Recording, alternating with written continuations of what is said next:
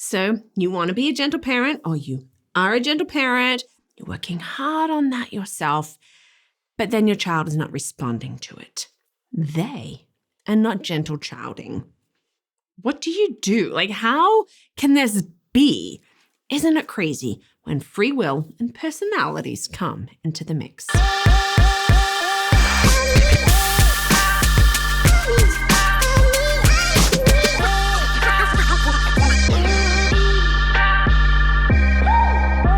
Hi, and welcome to Learning Life, and thank you so much for joining me today as we look at our children and what happens when they sort of don't respond in the way that we want them to. It happens, doesn't it? Oh, it happens. Look, my last video, I looked at gentle parenting. Check out that link below.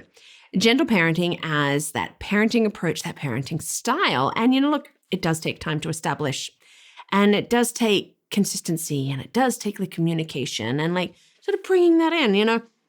I love to communicate with you and to just share with you what's going on, what's out there, what is research saying, all of these different things. So I want to thank you so much. If you watched last week's video, thank you. And if you've watched any of my others, again, I thank you. I thank you for your likes and your subscribes, and I really just thank you for being part of this learning life. So with gentle parenting, okay, we're doing great. We've been following these techniques and we are there, but what do we do if our child is not responding to that? Maybe they have been and now they're not. Maybe they never really have. But our children are not gentle childrening. We do not have a gentle child. What is going on? So frustrating. Can they not see the effort that we are putting into things? But it is essential to stay patient and adaptable, which is really the key component of gentle parenting. So, what? We have it out there, and it's now, I will admit, I do not follow all of gentle parenting. I am an authoritarian parent, but there are some key principles of gentle parenting that I do like. So I'm not coming at this just being this is not something that I do, but this is what you can do. But these are some things that I've really tried, and as I try to implement, and as I look at my parenting style as my girls grow older. Things you can do. One of the biggest things you can do is actually take time to reflect, time to evaluate whether gentle parenting is the style and the approach that you want to go for. Just take that step back, take a moment, grab that cup of coffee or tea and just really look at it. Because if it isn't, it is totally okay. Maybe you just need to take a step back from, gentle parenting into more authoritative parenting. And, remember that gentle parenting is under that umbrella of authoritative. We're not authoritarian, okay?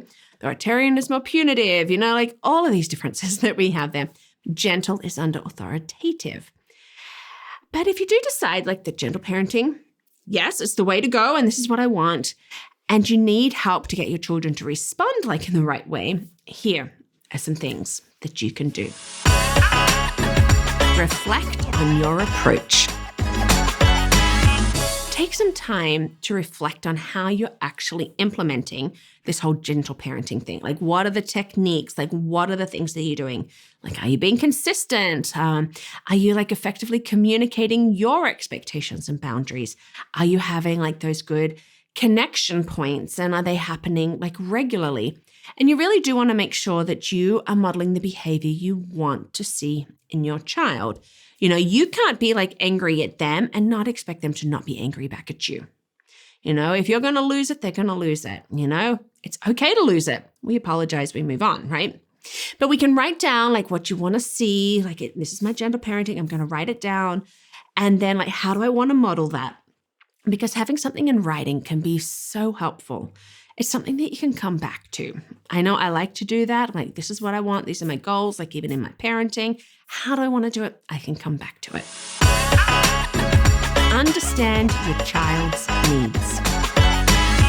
Every child is different. Every child. So it is important to understand each of your children's unique personality, their triggers and their needs. Okay, because every child in your family is going to respond differently, like have those different needs, have like different triggers. I see that like with my twins, like just so different. And like, how do you adapt to those? Like maybe one child needs stronger boundaries and not more discussion on feelings. And maybe this one needs more work like on feelings and like lighter boundaries. Like how can we tailor the approach to like better suit our children?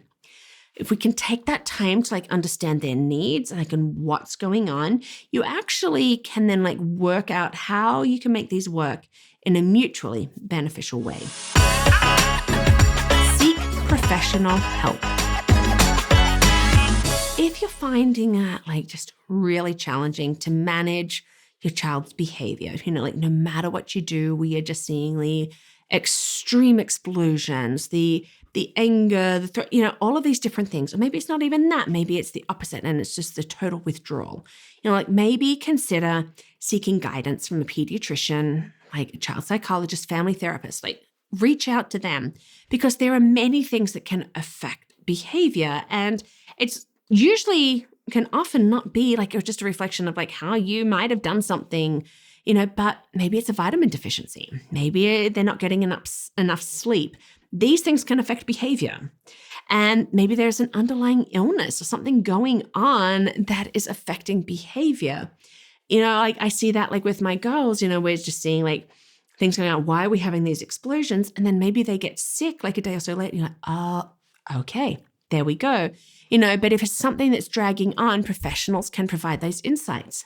Maybe they have strategies, like the counselors and therapists can have strategies and support that you might not have thought of.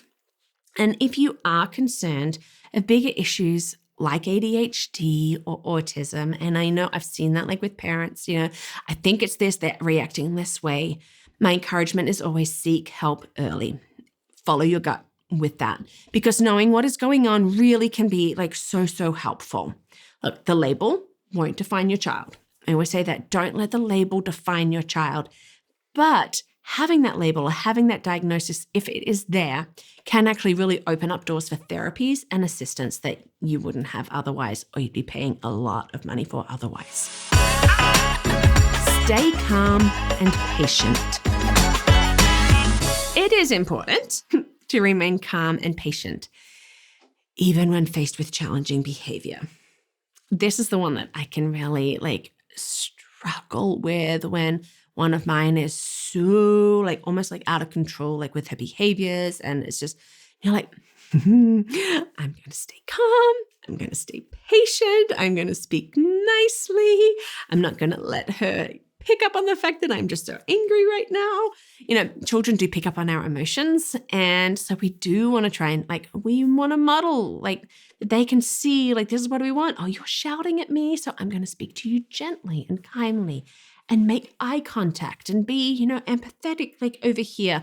This is what I want from you. You might not see this right now. This is very hard, but if we're going to they're angry at us and we're coming back and it's like the two lions roaring at each other, we're not going to get anywhere. And that definitely is not gentle parenting.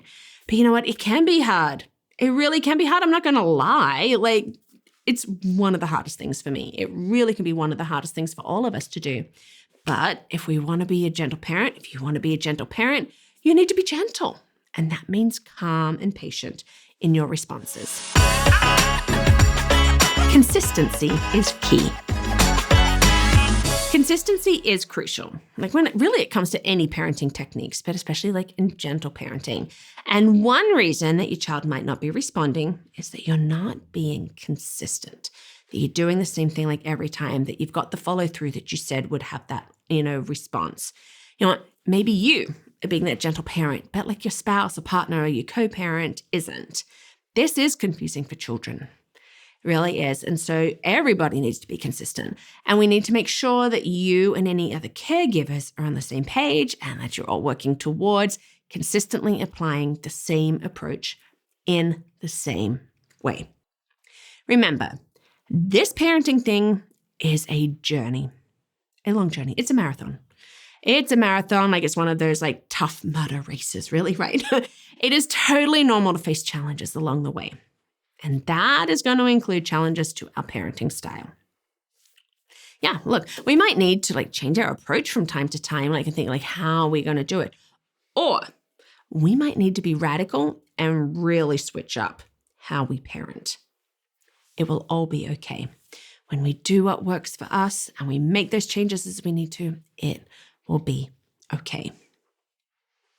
Are you a gentle parent that has a child that's not really responding? Like, I would love to know that if there's anything that like you might be doing, that has really like worked for you, because it can be so helpful to hear from others. You're like, hey, we're gentle parent, but my child just isn't gentle childing right now. That we can be an encouragement to each other. I said, like, I know that there are times that in the gentle parenting techniques that I like to use that, my children aren't gentle childing at all. And so if you have something, I would love for you to share that for me. Well, thank you so much for watching. Thank you for being part of this learning life. And if you want to help to get these videos out there, you can do that. You can become a champion. So check that out at patreon.com or at my website, LearningThis.Life.